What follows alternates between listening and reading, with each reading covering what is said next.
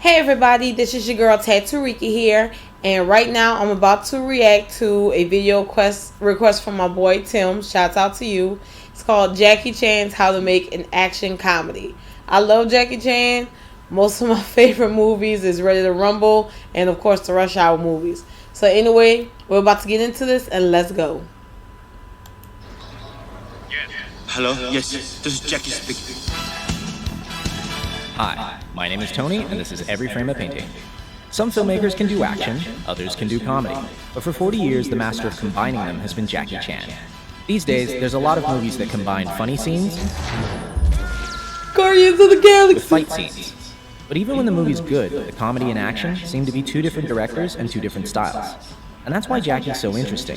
In his style, action is comedy, and his work shows that the same filmmaking principles apply, whether you're trying to be funny or kick ass. So let's dive in. If you'd like to see the names of the films as I'm talking, press the CC button below. Ready? Let's go. So, how does Jackie create action that is also funny? First off, he gives himself a disadvantage. No matter what film, Jackie always starts beneath his opponents. He has no shoes, he's handcuffed, he has a bomb in his mouth. From this point, he has to fight his way back to the top. Each action creates a logical reaction. And by following the logic, we get a joke. In movies, this comedic style goes back to the silent clowns like Chaplin, Lloyd, and Keaton. But I think Jackie has distilled it down to one line of dialogue. I said I don't want trouble. Because he's the underdog, Jackie has to get creative, which brings us to point number 2. He uses anything around him. This is the most famous aspect of his style. Take something familiar, do something unfamiliar. I've seen him fight with chairs, dresses, chopsticks, keyboards, Legos, refrigerators, and of course, not only does this make each fight organic and grounded, it also gives us jokes that couldn't happen anywhere else.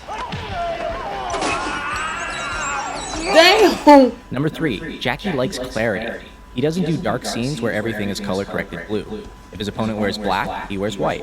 And if his opponent's in white, then he's styling. His framing is so clear that in every shot, he's setting up the next bit of action. Here, even though we're watching the stuntman, 2/3 of the frame is the staircase. A few seconds later, we see why.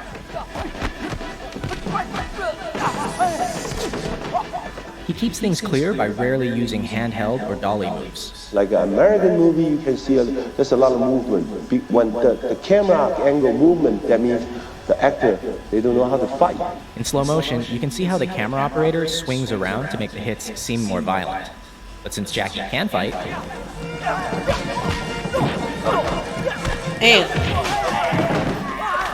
I never move my camera. Always steady, wide angle. Let him see I jumping down, I do the flat, I do the fall. when you shoot this way, everything looks more impressive because action and reaction are in the same frame. Notice how you can always see Jackie, the car, and the wall at the same time. Jackie's so confident because I wouldn't do that shit. Never includes all of the elements in the same shot, and it doesn't work. The same principle applies to comedy. This shot, directed by Sammo Hung, shows us the punch, the bad guy's face, and Jackie's face all in one. Now check out the same gag in Shanghai Noon.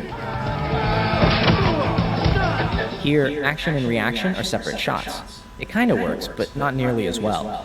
Why don't more directors do this? Because of number 5. They don't have enough time. Jackie is a perfectionist, willing to do as many takes as necessary to get it right. And in Hong Kong, he's supported by the studio, which gives him months to shoot a fight. The most difficult thing is when I throw the fan and coming back, more than 120 ticks. Those kind of scenes, wow, Jackie, good. It's not good. You can do it. Except, do you have the patience or not? When I Jack, you gonna have to direct some of the fucking action films that come around here and make them shit look real. And they eat into his budget. They damn sure He be looking still like does some them because bullshit. he wants to. And it's that going above and beyond that I respect and admire. But in America, they don't allow you to do that, because money just poof. And his American work is missing something else. And there's a rhythm also into the way that the shots are performed and also the way they're edited. And Jackie said something very interesting that, that the audience don't know the rhythm's there until it's not there. Jackie's fight scenes have a distinct musical rhythm, timing he works out on set with the performers. Ready, action. Stay where you are. Stay where you are, don't chase me. Boom, boom. Then, boom. See? Everybody looks good. Even experienced martial artists have trouble with it. In his earliest films, you see him learning the timing from Yuan Huqin, and it's very much like Chinese opera. But by the mid-80s, working with his own stunt team, he had something totally unique. In America, many directors and editors don't understand this timing, and they ruin it by cutting on every single hit. But in Hong Kong, directors hold their shots long enough for the audience to feel the rhythm.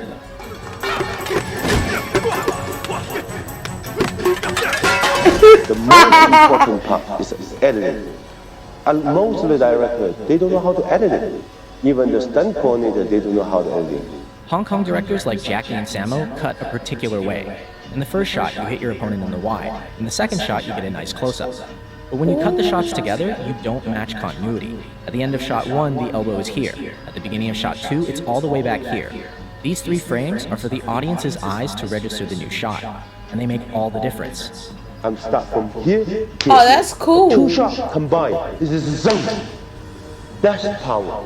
In other words, show it twice, and the audience's mind will make it one hit that's stronger. Okay. By contrast, modern American editing doesn't show the hit at all. At the end of shot 1, the leg is here. At the beginning of shot 2, it's in the same place, going backwards. But because they cut at the exact frame of the hit, it doesn't feel like a hit. A lot of people think this is because of the PG-13 rating, but even R-rated films do this now. Yo, this is cool. It looks like a bunch Jack of people needs to flailing around direct some of our instead shit. of a bunch of people getting hurt.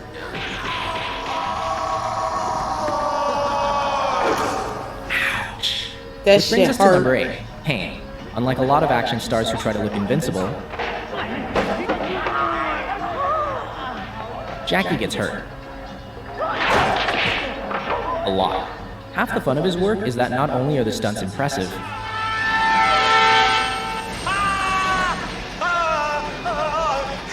there's always room for a joke.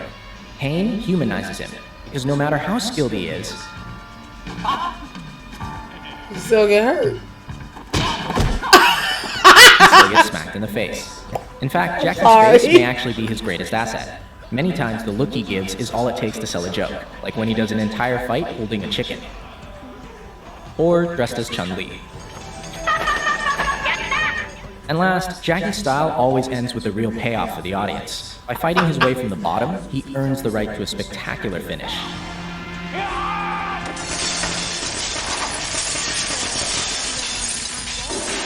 He doesn't win because he's a better fighter, he wins because he doesn't give up. This relentlessness makes many of his finales really impressive and really funny. And it's in direct contrast to a lot of his American work, where bad guys are defeated because someone shoots them.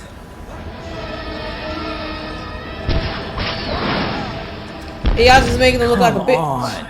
But most of all, I think Jackie's style proves something. Action and comedy aren't that different. In both genres, we want to see our best performers. And I think a lot of modern action directors are failing completely. These actors are skilled artists, some of the best in the world. Why are the directors so unskilled? Why am I paying money to not see the action?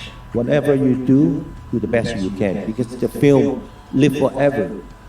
No, because you know that they're raining and the actor don't have time. I said, would you go to every theater to tell the audience?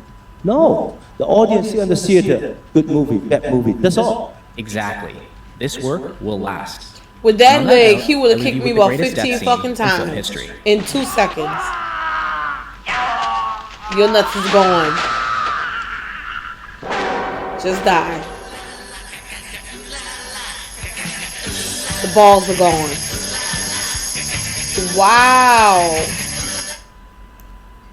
See, I already love Jackie Chan, but that just made me respect him even more because, like you saw in the video, it said that he's a perfectionist and he wants to give real action. That man right there, boy.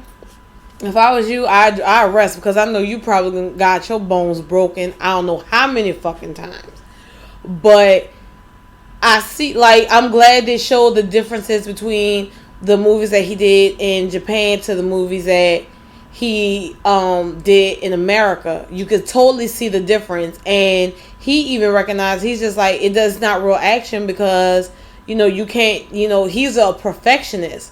And he also, you know, he's trained that way. So I really think that if he was to do like an action movie, like direct it himself in America and do it the way that he does it in, you know, in Japan, it'd be off the fucking chain.